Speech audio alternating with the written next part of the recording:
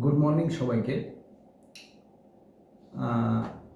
আমরা modern computer অ্যাপ্লিকেশনের ক্লাসে কতদূর করেছিলাম দেখো।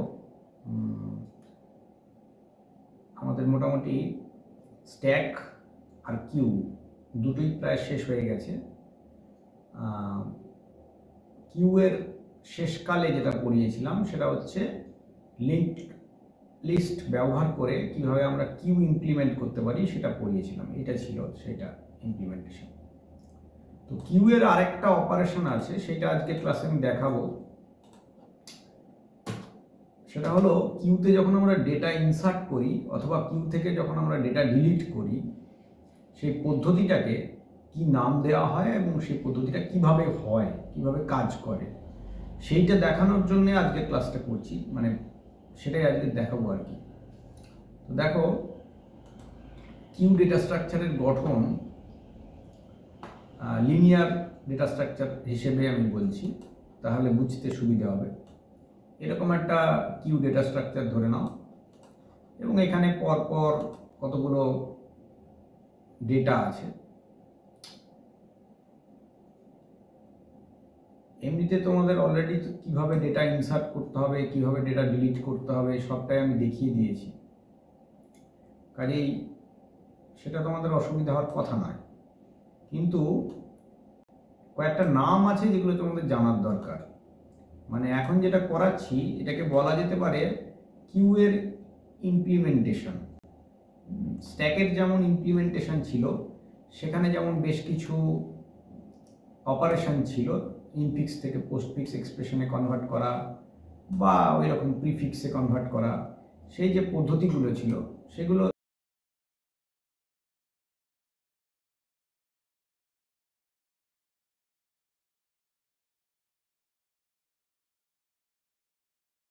ডিলিট করব, তখন সেই অপারেশনগুলোর নাম আছে, কিভাবে করব সেটা দেখাচ্ছি। ধরে নাও এটা আমার একটা কিউ, তো এই কিউতে এই দিকটাকে আমি সামনের দিক ধরছি আর এই দিকটাকে আমি লাস্টের দিক ধরছি। ঠিক আছে, তুমি কিন্তু ইচ্ছে করলে উল্টোটাও ধরতে পারো, তাতে কোনো সমস্যা নেই। তো সামনের দিক যেটা কিউ এর প্রথম যে ডেটাটা ইনসার্ট হয়েছিল সেটাকে আমরা ফ্রন্ট বলতাম, মনে করে দেখো ফ্রন্ট বলতাম।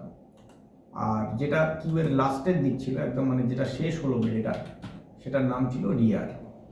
ঠিক আছে, তো এখানে যদি আমি কয়েকটা ডেটা পরপর রাখি, দেখো 1 আছে, এখানে 2 আছে, 3 আছে, 4 আছে, যেটা তোমাদের আসতে পারে পরীক্ষায় আর কি, সেই ধরনের জিনিস আমি দেখাচ্ছি। 5, 6, 7, 8, 9 এরকম ডেটা আছে।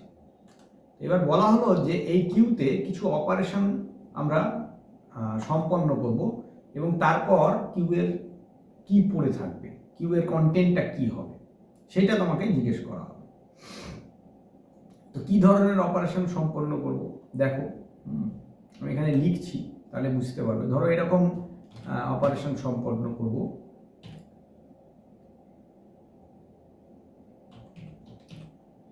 NQ 10,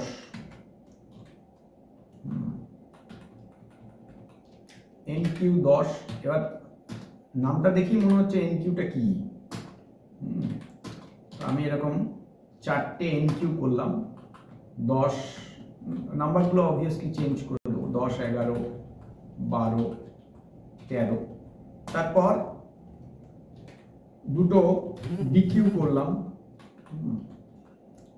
NQ এর পর আমি দুটো DQ করলাম, একটা DQ, দুটো DQ। DQ মানে কি আর NQ মানে কি সেটা এখনই বলবো। আচ্ছা, আর একটা করে নিই, DQ। এটাকেও DQতে কোনো ডেটা পাঠাতে হয় না। আচ্ছা, তারপর আবার একটা NQ করছি এবং সেখানে আমি 14 এই ডেটাটা ইনপুট করলাম। মানে এই অপারেশনটা কিউ এর উপর অ্যাপ্লাই করা হলো। তাহলে কি হতে পারে? ঠিক আছে, এইটা হচ্ছে প্রশ্ন, তাহলে কি হতে পারে। তো উত্তরটা বলছি দেখো। প্রথম কথা হচ্ছে যে কিউতে পরপর 4টে ডেটা ইনসার্ট হলো 10, 11, 12, 13। কিউ এর ডেটা যখন ইনসার্ট হয় কোথায় ইনসার্ট হয় মনে করে দেখো, কিউ এর রিয়ারে ডেটা ইনসার্ট হয়। তার মানে এটা পেছনের দিকটাতে ডেটা ইনসার্ট হবে। আমি এটার 4টে ডেটা ইনসার্ট হবে বলে 4টে ঘরকে এক্সট্রা অ্যাড করে নিচ্ছি এরকম করে। এবং এই 4টে ঘরের মধ্যে ডেটাগুলো আমরা নতুন দেব, যেহেতু ডেটাটা আলাদা। আমাদের তো ডেটা বলে দিয়েছে কত আছে, 10, 11, 12, 13। তাহলে এখান থেকে 9-এর পরে যে ডেটাগুলো হবে সেগুলো চেঞ্জ হবে, যা বলেছে সেটাই দেব। নিশ্চয়ই বুঝতে পারছো এনকিউ মানে কি। এনকিউ মানে কিউতে ডেটা ইনসার্ট করা। কত কত ডেটা কিউতে ইনসার্ট হচ্ছে সেটাকে এনকিউ বলে। 10, 11, 12 আর 13 ইনসার্ট করলাম, ঠিক আছে। এইবার বলা হলো তাহলে এবার এরকম অবস্থাতে তাহলে রিয়ারের পজিশনটা কি হতে পারে। এই রকম একটা সিচুয়েশনে রিয়ারের পজিশনটা কি হতে পারে, একটু রিয়ারটাকে সিলেক্ট করে নিই। তাহলে রিয়ারের পজিশনটা নিশ্চয়ই এবার এখন এইটা হবে, বুঝতে পারছো নিশ্চয়ই। তো এবার বলছে যে 3টে ডিকিউ হবে। এবার ডিকিউ মানে কিউ থেকে ডেটা ডিলিট হবে, ঠিক আছে। তো কিউ থেকে ডেটা ডিলিট হলে কোথা থেকে ডিলিট হয় মনে করে দেখো।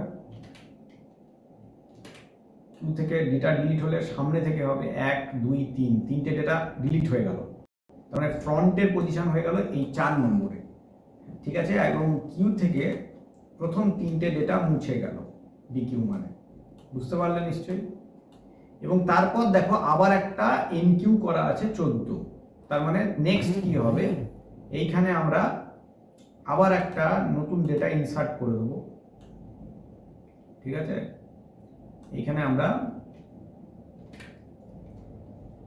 আরেকটা বক্স এরকম অ্যাড করে দেবো এবং সেই বক্সটাতে নতুন ডেটা যেটা অ্যাড হবে সেটা নিশ্চয়ই 13 নয়, সেই ডেটাটা হবে 14। বুঝতে পারলে কি হবে। এবং তোমাদের যেটা জিজ্ঞেস করবে সেটা হলো তোমাদেরকে জানতে চাইবে যে এই অপারেশনগুলো করার পর কিউ এর গঠনটা বা কিউ এর চেহারাটা কি দাঁড়াবে সেটা বলো। তো তোমাদের কি করতে হবে, এরকম গঠনটা দেখাতে হবে যে এরপরে কিউ এর গঠন এটা দাঁড়াবে। এবং আরেকটা কাজ করে দিতে হবে, যেহেতু সামনের পার্টটা আমার নেই তাহলে এই পার্টটাকে আমার রাখার প্রয়োজন নেই।